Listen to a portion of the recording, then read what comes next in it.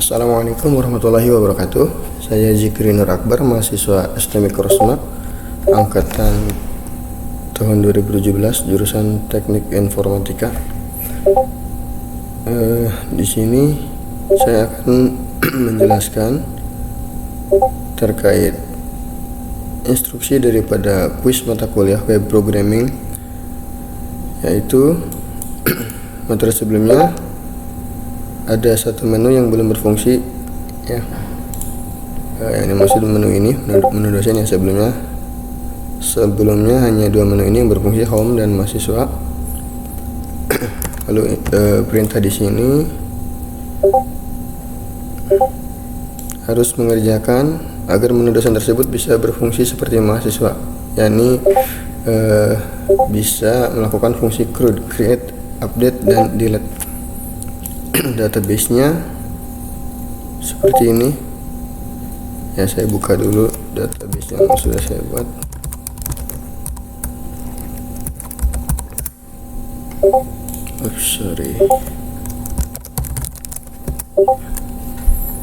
Ini saya simpan di web prog dasar, ada di tabel dosen. Strukturnya seperti ini, NIDN sebagai primary key-nya, lalu nama dosen, parcernya ini saya tentukan sendiri ya, karena diinstruksikannya terserah dalam kuisnya. Lalu alamat, tempat lahir, tanggal lahir, alamat, tempat lahir, tanggal lahir, hobi, pendidikan terakhir, dan keahlian. Hobi, pendidikan terakhir, keahlian, dan status terakhir ya. Database sudah dibuat dan langsung saya akan jalankan. Ini masuk ke menu daftar dosen ya. Saya akan coba jalankan fungsi menambah data dosen. Langsung saya coba ya.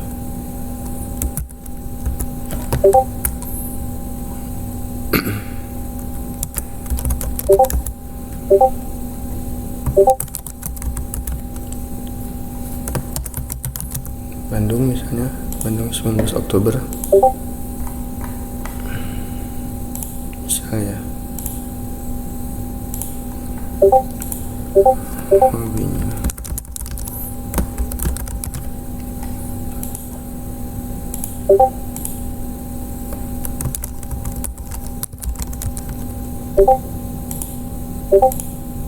saya simpan. Muncul pop-up berhasil, ini punya JavaScript pop-upnya. Masuk ke sini, lalu masuk juga ke dalam database ya, ini ya. Lalu kemudian harus bisa mengedit ya. Coba saya edit, klik edit, muncul data-data dari ID yang tadi saya pilih. Ini di pojok kiri bawah ID-nya. NIDN maksudnya, nama dari NIDN ya. Naruto misalkan saya taruh di sini, simpan. Di sini masih dianggap kosong karena select optionnya saat terpilih ini saya buat edit ya, pendidikannya ini. Ini pendidikan terakhir, edition. Nah ini ya, value nya tapi disable. Terus ini juga masih kosong, jadi saat di save ini anggapnya masih kosong, jadi harus pilih ulang S2. Begitu juga dengan status ya. Saya save, berhasil mengubah data dosen, namanya berubah menjadi Uzumaki Naruto. Oke. Lalu saya harus bisa juga menampilkan detail datanya, karena ini kan yang muncul hanya 3 ya, NIDN, nama, dan keahlian. Saya klik detail, menampilkan semua data yang sudah diinput tadi di awal ya. Uzumaki Naruto, alamatnya Konoha, Bandung, 19 Oktober 2019. Hobinya makan ramen, S2, Kagu bensin, belum kawin. Ya. Coba kita dicoba lagi ganti ya. Ininya E3, S3, ini kawin. Oke. Ya, berubah S3 dan kawin. Dan berikutnya harus juga bisa menghapus. Ini ada tombol hapus. Saat disorot tombolnya akan mengarah ke URL di pojok kiri bawah. Memilih NIDN sesuai yang dipilih pada kursor. Hapus, muncul pop-up JavaScript. Yakin hapus dosen yang dipilih. Itu Uzumaki Naruto. Saya klik OK. Muncul pop-up, berhasil dihapus. Dan merefresh lagi ke halaman daftar dosen. Di database juga hilang. Ya. Oke. Sekarang saya akan menjelaskan struktur kodenya. Ini pertama kali muncul ya, teman 14. Saat saya pertama kali 14 muncul ke sini. Kenapa muncul ke sini? Karena file indeksnya adalah halaman ini. Ya. Indeksnya diarahkan ke halaman ini. Juga tidak ada indeks lain di dalam pertemuan 14. Home, karena mahasiswa sudah dijelaskan, saya akan menjelaskan dosen saja. Dosen ya, ini dosen. Saat pertama kali masuk ke halaman dosen, ke sini ya, ini yang muncul adalah daftar dosen. Ya, daftar dosen mengarah ke sini. Ya, BCRL atau link yang diarahkan dari navbarnya mengarah ke folder dosen, lalu file dosen.php. Ini kita lihat pertemuan 14 dosen, lalu ke dosen.php. Jadi mengarahnya ke sini. Sini saya menggunakan template yang sederhana, yaitu memisahkan header dan footernya dan juga navbarnya ke dalam satu folder khusus, yaitu yang saya beri nama layouts. Ada header, footer dan navbar. Jadi saya panggil di sini header, navbar, footernya di bawah. Juga saya di sini merequire atau memanggil file functions ya, yang dimana lokasi dari masing-masing file yang dipanggil berada di luar folder dosen. Jadi keluar satu directory, masuk ke layouts ya, kalau navbar dan header. Kalau function masuk ke function, ya, tidak masuk lagi ke folder karena file functions berada di folder inti di pertemuan 14. Jadi begitu keluar dari folder dosen, langsung menuju ke halaman functions. Ya, seperti ini datanya. Di sini ada variable docents yang dimana menjalankan function query. Kita buka query di halaman functionnya.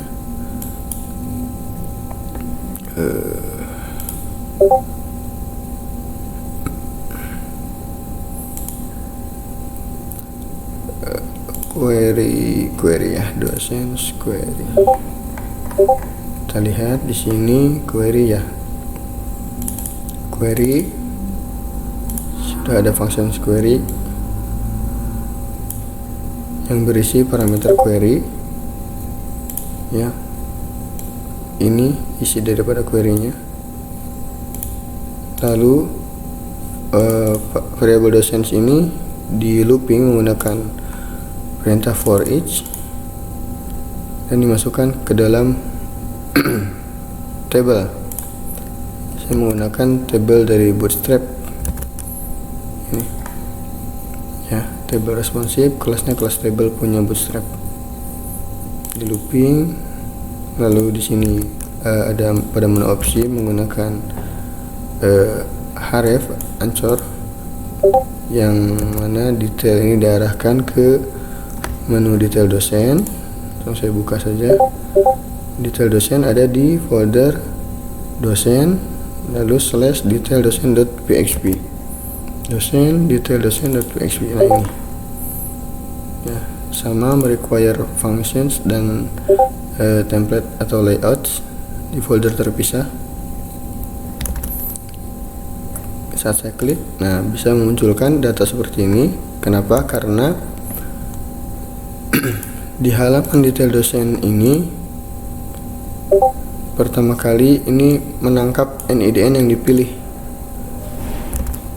Saya kembali ya. Nah ini saat mengklik di pojok kiri bawah itu detail dosen.php, tanda tanya NIDN sama dengan, nah ini yang dipilih oleh kursor. Nah NIDN nya ini ditangkap oleh variabel NIDN ya, yang dikirim melalui URL, ditangkapnya oleh variabel super global $_get. Lalu di query lagi menggunakan function yang tadi, yang ini hanya saja menggunakan kondisi where ya. Tampilkan semua data dari tabel dosen yang mana NIDN nya sesuai dengan NIDN ini yang dikirim oleh halaman dosen tadi. Nah di sini tidak menggunakan looping karena hanya satu yang dipilihnya ya. Ini saya tampilkannya langsung di input menggunakan value. Dari sini dosen langsung NIDN, dosen langsung nama dosen, dosen langsung alamat. Berikutnya edit, sama seperti detail. Saat diklik muncul di bawah mengarahkan kepada dosen, folder dosen /edit dosen.php, sama mengirimkan data NIDN juga. Saya klik, muncul semua datanya di sini. Kenapa bisa seperti itu? Edit dosen ya, edit dosen ya. Ini karena sama seperti tadi, data NIDN nya yang tadi dikirim di halaman ini, opsi dikirim sini, ditangkap oleh variabel super global $_get, dimasukkan ke dalam variabel NIDN, lalu dipakai di sini untuk di query dengan variabel dosen ya.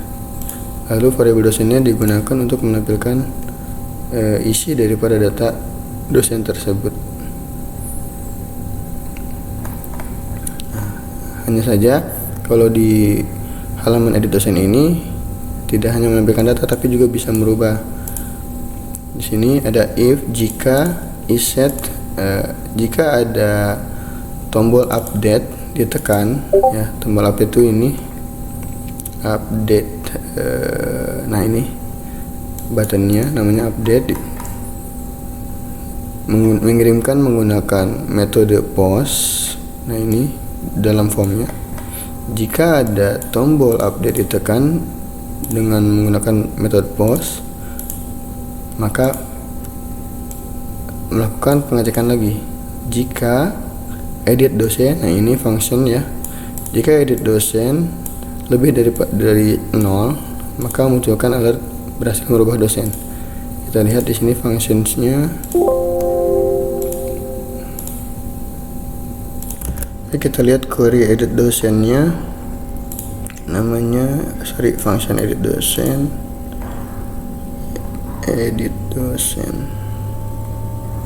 sepertinya di bawah. Nah ini edit dosen ya. Jika function edit dosennya lebih dari 0, nah kenapa lebih dari 0? Artinya harus ada angka lebih dari 0 untuk bisa memunculkan alert ini. Kita lihat semua variabel ini menangkap data yang dikirim dari form ini ya, dari form edit dosen, masukkan ke dalam variabel data, lalu dikasih HTML special charge untuk sedikit pengamanan agar terhindar dari hal-hal yang tidak diinginkan. Lalu di sini ada saya nah ini global count untuk memanggil koneksi karena koneksinya hanya sekali di sini di atas. Untuk menggunakan koneksi di dalam function harus menggunakan global koneksi.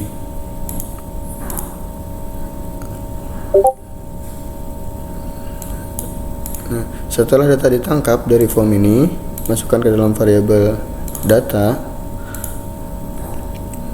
lalu persiapkan query-nya. Query-nya adalah update dosen set. Nah, nama dosen, alamat, semua atribut database-nya disiapkan. Where NADN yang NADN-nya sama dengan NADN. Maksudnya adalah NADN ini ya yang ditangkap melalui URL, artinya yang ini. Nah, update data dosen semuanya, walaupun nanti yang diupdate hanya satu, tapi di belakang layar ini mengganti semua data.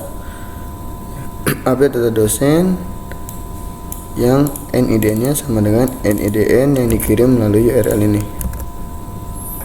Nah, lalu ini kan disiapkan, lalu dieksekusi oleh MySQL query. Dua parameter, pertama koneksi, yang kedua query, yaitu dari sini. Lalu setelah dieksekusi, mengembalikan nilai jika ada perubahan terhadap baris di database ya. Sini kalau berhasil maka akan memberikan angka 1. Kalau gagal, di sini tidak menunjukkan apa-apa.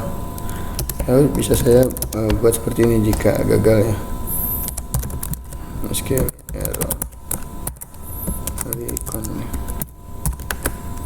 Nah, ini coba saya gagalkan ya, kita coba saya gagalkan.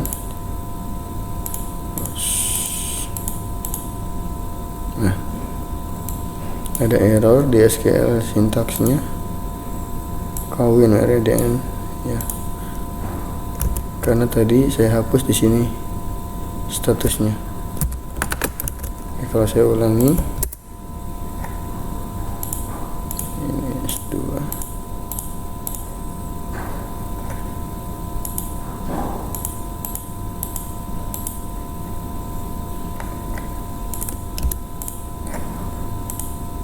Berhasil merubah data. Oke.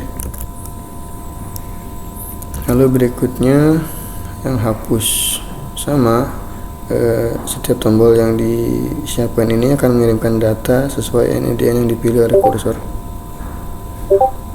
Hanya ini kalau yang hapus mengarah ke file hapus dosen di dalam folder dosen. Buka file hapus dosennya. Nah, jadi saat diklik akan mengirimkan NADN ditangkap oleh variabel super global $_get, masukkan ke dalam variabel NADN lagi ya. Jika fungsi hapus dosen bernilai lebih dari 0 maka berhasil, jika tidak akan menampilkan pesan error. Kita lihat hapus dosennya, function hapus dosen hanya singkat ya, seperti ini. Seperti biasa harus memanggil koneksi karena akan berurusan dengan database. Kalau ini tidak ada deklarasi seperti ini, langsung ke eksekusinya.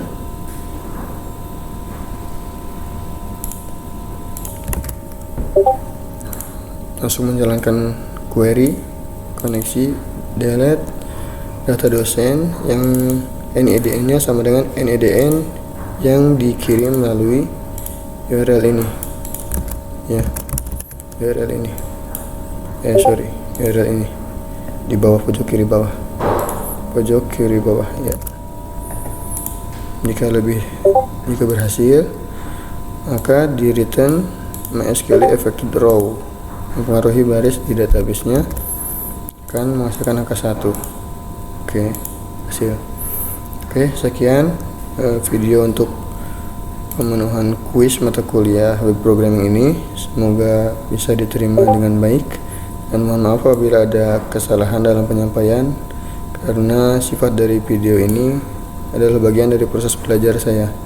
Assalamualaikum warahmatullahi wabarakatuh.